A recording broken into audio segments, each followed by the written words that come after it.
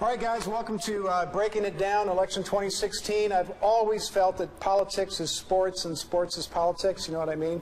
And to prove that, we've got Jude LaCava here, famous Fox 10 sports director extraordinaire. And we're looking at the field for the first GOP presidential debate in your hometown, August 6th, Cleveland, Ohio. That's right. I mean, there's March Madness, and then there's real madness, and this is real madness. Okay, so we've got 16 teams, essentially. And there's some powerhouse programs. I mean, look, you've got some machines out there, and you also have some dark horses and some real long shots.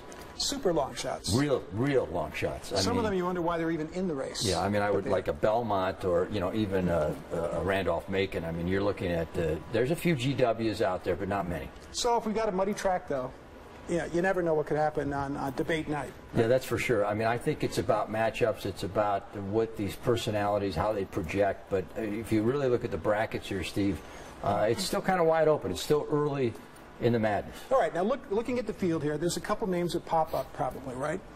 Absolutely. Okay, well, let's go to this. Okay, on our storyteller, maybe you could circle some of the squads you think could. Well, you have to look at the heavy favorites, and look. I mean, if you look at the Bush name, you know, the fundraising machine's strong. I mean, powerhouse type program and machine coming out of a real diverse state in Florida. I think that's significant. Then you get what I would call, and I'll put a little, you know, the outliers. The beauty of this guy, I don't agree with anything he says, but he's actually blunt and candid, and we don't get that from most of the candidates. When you come to a Ben Carson, interesting background, I just don't think there's enough national gravitas there. Rubio's intriguing. I'd have to give him a check here only because I think, you know, ever since the drink of water incident, he's really come off as kind of a long shot, but he's intriguing in terms of being Latin, projecting well, good looking, and connects with the female demographic. Also from Florida. He's yes. Latino, he's from Florida, fluent Spanish speaker, as is Jeb Bush. Absolutely. So we got some serious players here. Okay, now how about Scott Walker coming out of Wisconsin? Scott Walker, to me, you know, you're almost going back to kind of the Claire B. two-hand set shot, a real right winger, old school. This is a guy that's going to demonstrate that two-handed set. Just kind of a two-handed set shot, you know, something like a Red Klotz, the late Red Klotz, Washington Generals. I mean, great field. Yeah, I look at him as really, you know, dyed-in-the-wool right winger. I don't think you can do that today. I think you got to move in the middle. So again, outlier type.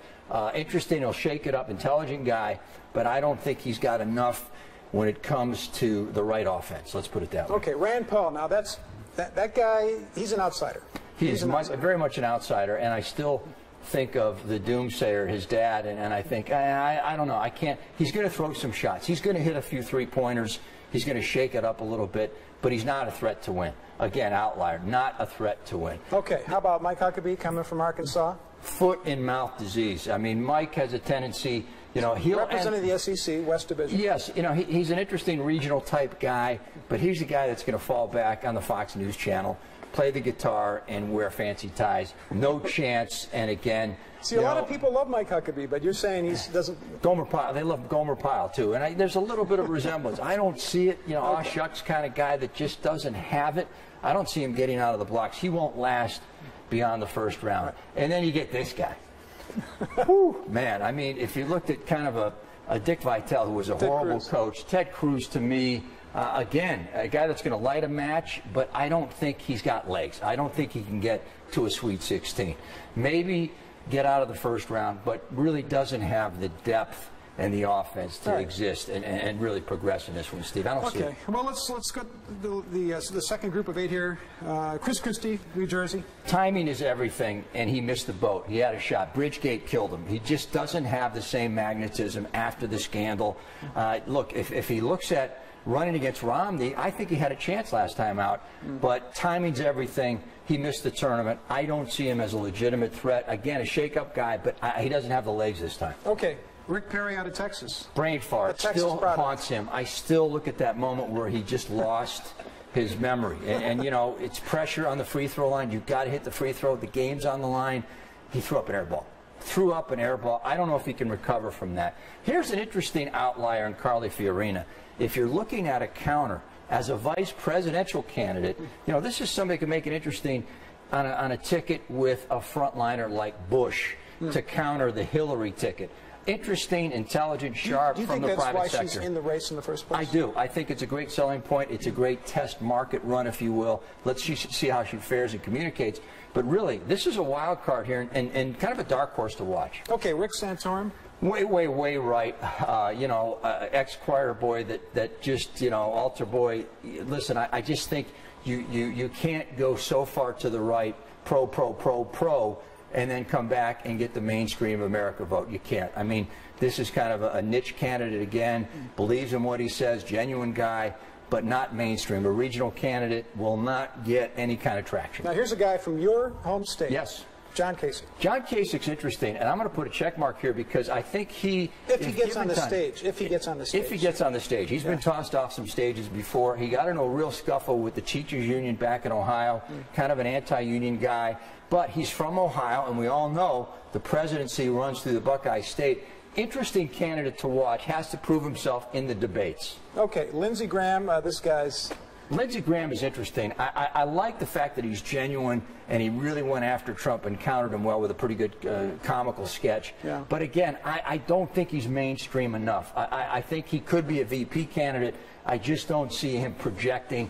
Here's a guy who go to the White House without a first lady. What do you do? Have your, a girlfriend first lady? A single guy? I don't know. That is tough. It's tough. It's tough to sell that to the American public. We're talking about trying to win the whole tournament here, right? Now we got Brown University graduate Bobby Jindal. Sharp guy, but regional. Louisiana's not going to get you there. I think just needs a bigger voice. He just doesn't seem to get traction. I'd have to call him a dark horse, kind of definitely an underdog coming out of the second round, maybe. Finally, George Pataki. Why is he even in this race? Former governor of New York. I thought he'd be teaching at Brockport State, somewhere up there. The guy really just, to me, comes off as a softy, bright guy, but I don't see him again.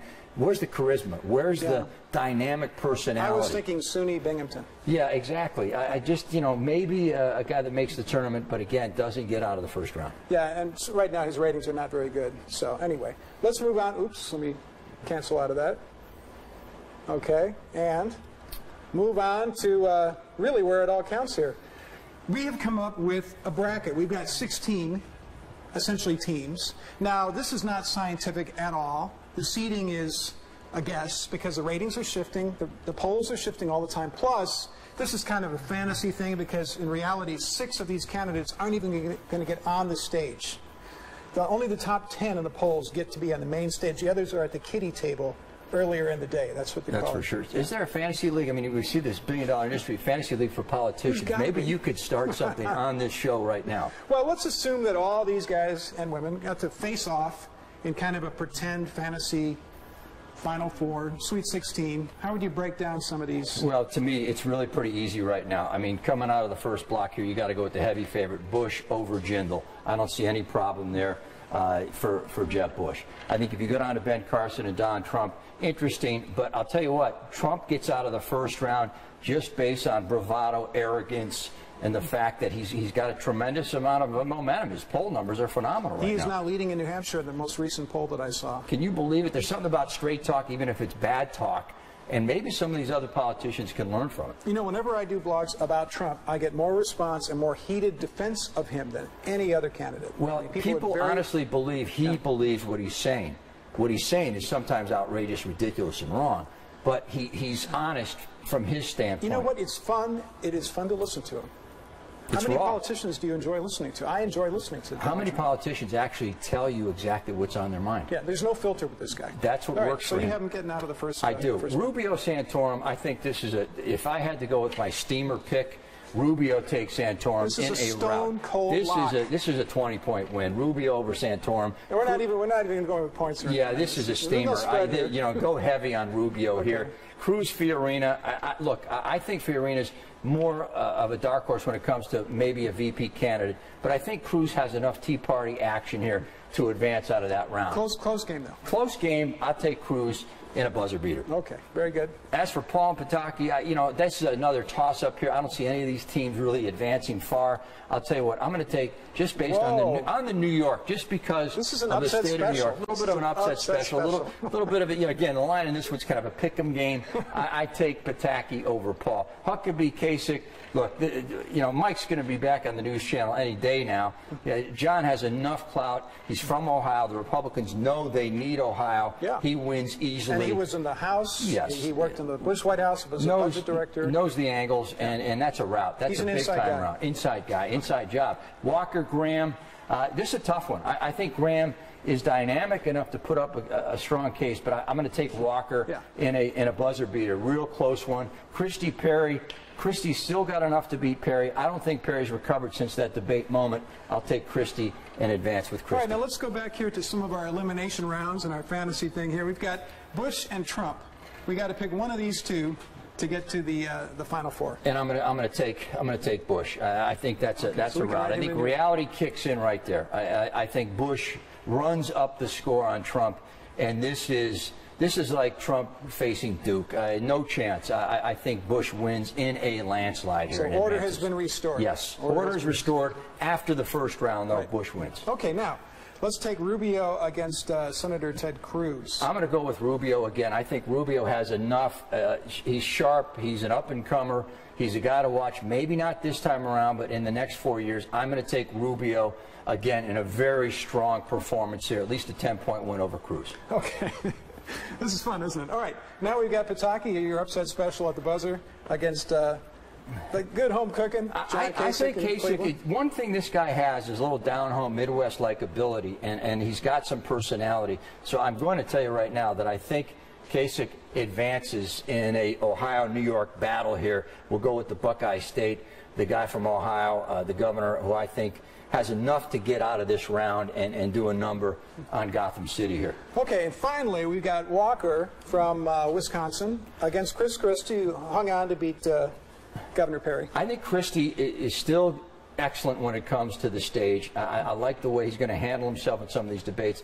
I'm going with Christie on the upset. I think a lot of people like Walker. I'm taking Christie. That is an upset. That's your upset special.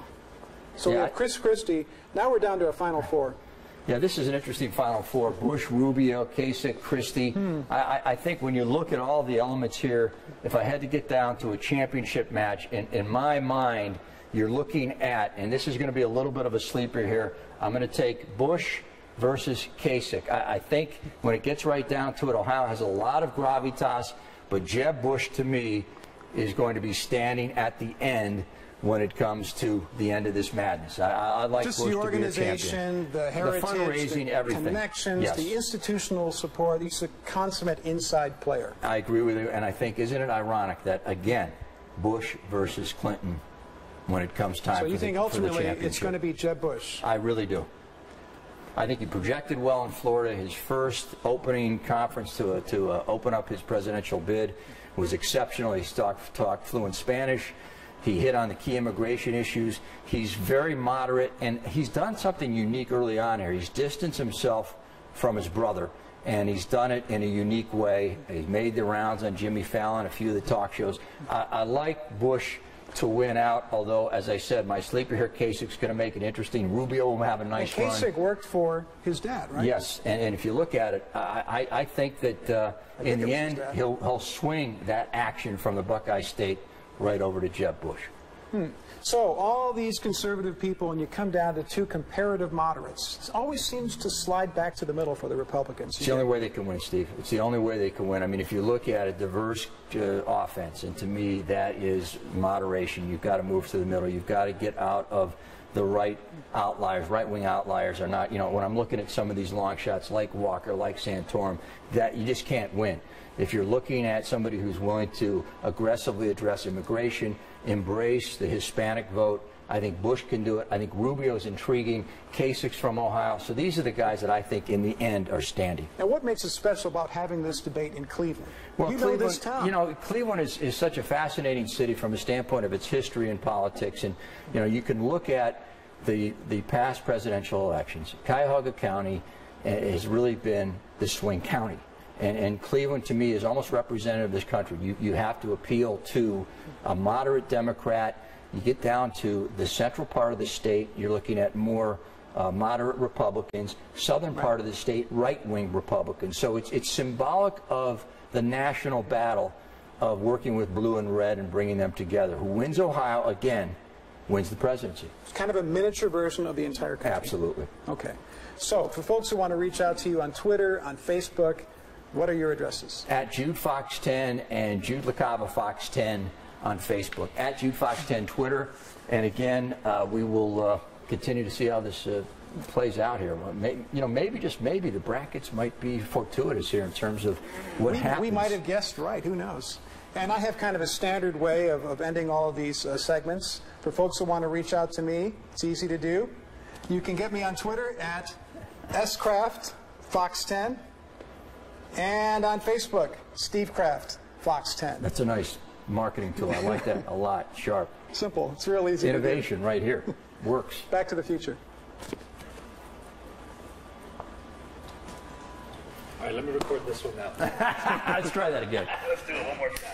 I think that was kind of out of the